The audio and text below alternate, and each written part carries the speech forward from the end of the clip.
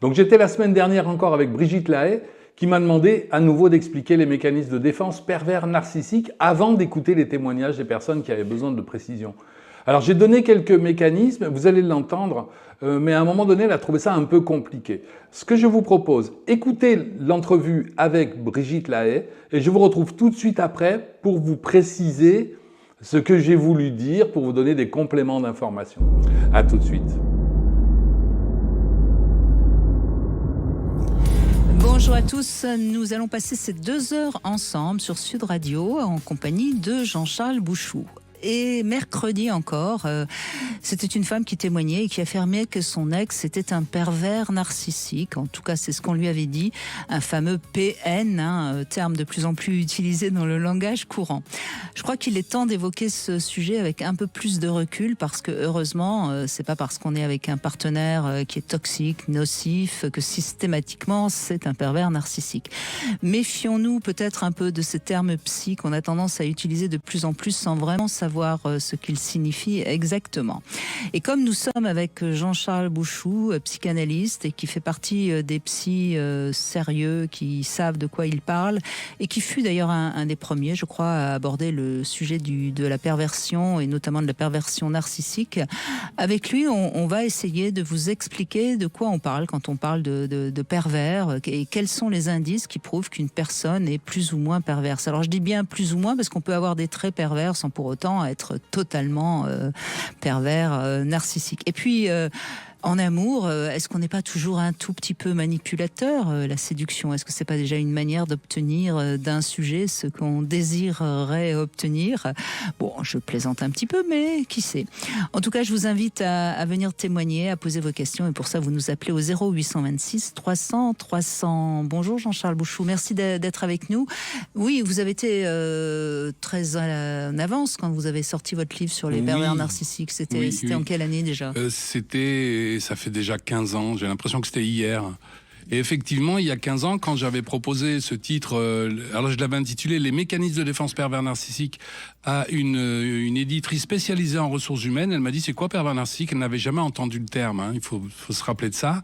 À l'époque, ce terme était... 15 ans, donc en 2010. Ouais, oui, c'est ça, 2009, 2009. Oui.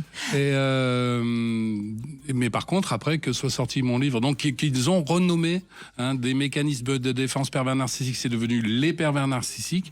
Le mot est passé à la mode et c'est vrai qu'il est galvaudé. Vous êtes d'accord, hein? Complètement. Heureusement d'ailleurs qu'il n'y a pas tant de pervers narcissiques parce que ce sont quand même des gens très dangereux. Des gens extrêmement dangereux, oui. Oui, mais j'aimais bien mon titre de l'époque, les mécanismes de défense pervers narcissiques. C'est ça peut-être qu'il faudrait qu'on arrive à définir. Eh bien allez-y, on vous écoute.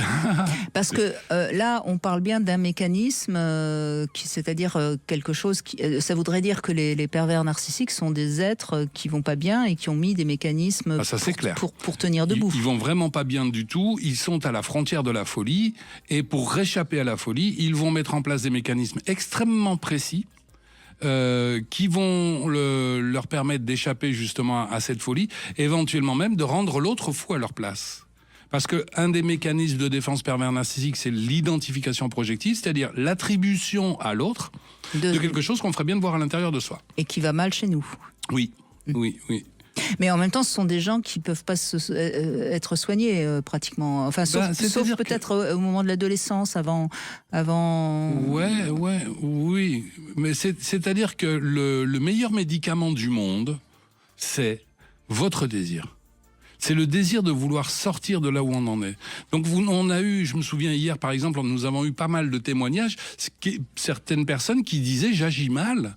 Je ne sais pas si vous en souvenez. Oui, bien sûr. Quand même, hier, je me souviens. En même temps, ces personnes en sont conscientes et cherchent une solution, elles cherchent à évoluer. Donc ces personnes, elles peuvent guérir effectivement. Enfin, guérir ou changer. Le mot guérir est un mot fort quand même. Mais le problème de ceux qui emploient massivement des mécanismes de défense pervers narcissiques, c'est qu'ils partent du principe que c'est vous qui allez mal. Pourquoi voudriez-vous qu'ils aillent voir un thérapeute ? Leur discours, ça va être « tu devrais aller voir un thérapeute ». Ce qui est très intéressant dans ce que vous dites, et donc je vais rebondir dessus, quand on est face à un partenaire, ou une partenaire, bien sûr, et qui nous dit « mais non, c'est pas moi, c'est toi », c'est déjà un mécanisme pervers.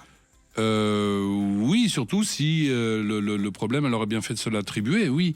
Ce qui ne veut pas dire qu'on est avec un pervers narcissique. Si je vous marche sur les pieds et que vous me dites fais attention, à cause de toi j'ai mal aux pieds, c'est pas un mécanisme de défense pervers. Hein, vous dites la réalité, vous dites pour le moins votre réalité. Oui, bien sûr. Hein, on comprend bien dans l'identification projective que je vais tenter d'attribuer à un autre quelque chose que j'aurais bien de voir à l'intérieur de moi. Et encore une fois, je fais le lien avec l'émission d'hier. Hier, nous entendions parler de jalousie et nous sommes aperçus en écoutant les témoignages que beaucoup de personnes qui sont jalouses ont fini par tromper.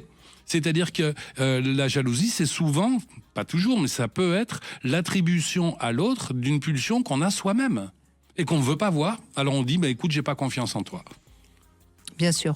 Et alors, qu'est-ce qui permet de dire qu'on est face à quelqu'un, parce que les pervers, ils sont partout, hein, ils sont pas. Quels seraient les indices qui peuvent nous mettre la puce à l'oreille? Moi, j'ai deux réponses à vous donner parce que c'est une question qu'on me pose souvent et généralement je n'y réponds pas. Pourquoi? Parce que la personne qui me dit est-ce que j'ai affaire à un pervers narcissique, j'ai envie de lui dire, mais pourquoi voulez-vous savoir si vous avez affaire à un pervers narcissique? Est-ce que la bonne question, c'est pas de se demander, est-ce que je me sens bien avec la personne? Et si vous vous sentez mal avec cette personne, que ce soit un pervers narcissique ou que ce soit un extraterrestre, l'idée, c'est de pas rester. C'est-à-dire, c'est vous le sujet. Qu'est-ce que vous ressentez? Qu'est-ce que vous ressentez? Elle est là, la vraie question, à mon avis. Après, si vous le souhaitez, et bien sûr, on va le faire, je vous rassure, on peut discuter de que sont précisément les mécanismes de défense pervers narcissique, oui. Bien justement, quels sont-ils? Je pense que la personne qui emploie massivement des mécanismes de défense pervers narcissique tente d'échapper à une angoisse de dissociation. Se pourrait-il qu'il y ait à l'intérieur de moi quelque chose qui, à mon corps défendant, pourrait œuvrer? C'est-à-dire, est-ce que je serais capable de faire des choses que normalement je ne ferais pas? Vous voyez, est-ce qu'il n'y aurait pas un Mr. Hyde en moi qui pourrait agir alors que je ne l'aurais pas fait? Donc, pour échapper à cette angoisse qu'on appelle une angoisse de dissociation, la peur de se couper en deux, on va créer un couple fusionnel avec soit son amoureuse ou son amoureux, soit son enfant, soit un subalterne. Il faut qu'il y ait un lien difficile à rompre, un lien amoureux, lien filial ou lien de subordination. Je ne vois pas trop d'exceptions en dehors de ça. Et dans ce couple fusionnel, toi et moi ne faisons qu'un. À nous deux, nous ne faisons qu'un. Moi, je suis la bonne personne. Je suis le bon Jekyll et tu es le mauvais Mr. Hyde. C'est ça. Et on comprend bien que quelqu'un qui agit comme ça ne consultera jamais. Pourquoi consulterait-il? C'est vous le mauvais. Donc, on a entendu qu'il y a un besoin de fusion.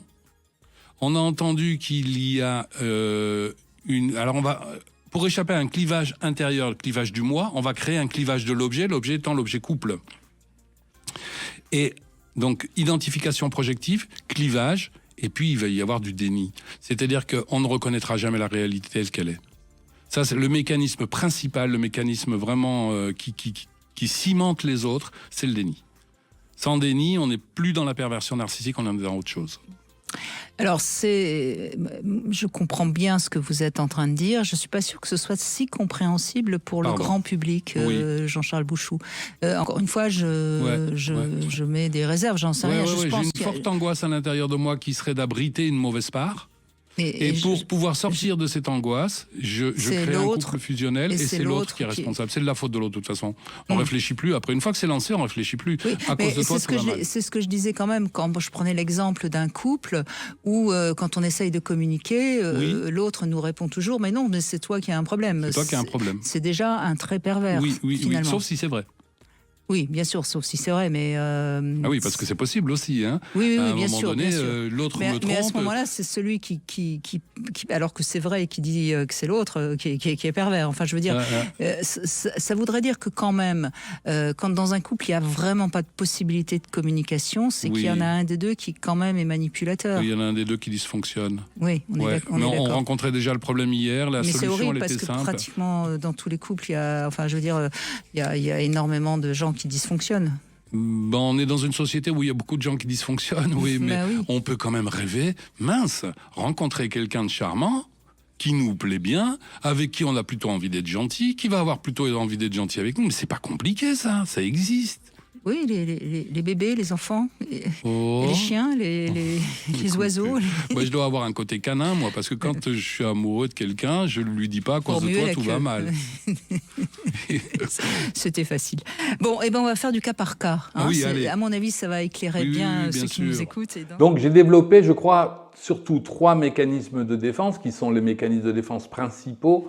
Il en existe beaucoup d'autres, bien sûr, mais cela forme la base. Vraiment, si on veut parler de perversion narcissique, on est obligé d'en passer par là. Donc, le premier est le clivage. Qu'est-ce que le clivage? Le clivage, c'est la division du moi en 2. Imaginez, vous êtes tranquillement sur la route, vous allez, je ne sais pas moi, retrouver votre amoureux ou votre amoureuse, ou vous allez au travail, ou retrouver votre famille, et la police vous arrête. À l'intérieur de vous, ça dit, mon Dieu, mais je n'ai pas que ça à faire, mais qu'est-ce qui nous embête, ces gens-là, etc. Toutes ces négativités. Mais, quand vous allez vous arrêter et baisser la vitre, vous allez faire un grand sourire pour négocier, pour essayer de ne pas prendre de PV s'il y avait lieu de prendre un PV. On voit bien là la division du moi en 2, entre celui qui est exaspéré et celui qui sourit, qui négocie et qui est en séduction. Bon, ça, c'est pas grave, je pense qu'on l'a tous fait à un endroit ou à un autre, la peur de se faire gronder, la peur du gendarme, etc. Ça marche très bien dans tous ces cas-là. Dans le cas des personnes qui emploient massivement des mécanismes de défense pervers narcissiques, ce clivage entraîne une angoisse qui est l'angoisse de dissociation. Se pourrait-il qu'il y ait à l'intérieur de moi 2 êtres différents, un qui serait très bon et un qui serait très mauvais. Pour échapper à l'angoisse de dissociation, on va remplacer le clivage du moi par un clivage de l'objet. Et ce que j'expliquais à Brigitte Lahaie, c'est que l'objet en question devient un objet couple. Toi et moi, à nous deux, ne faisons qu'un.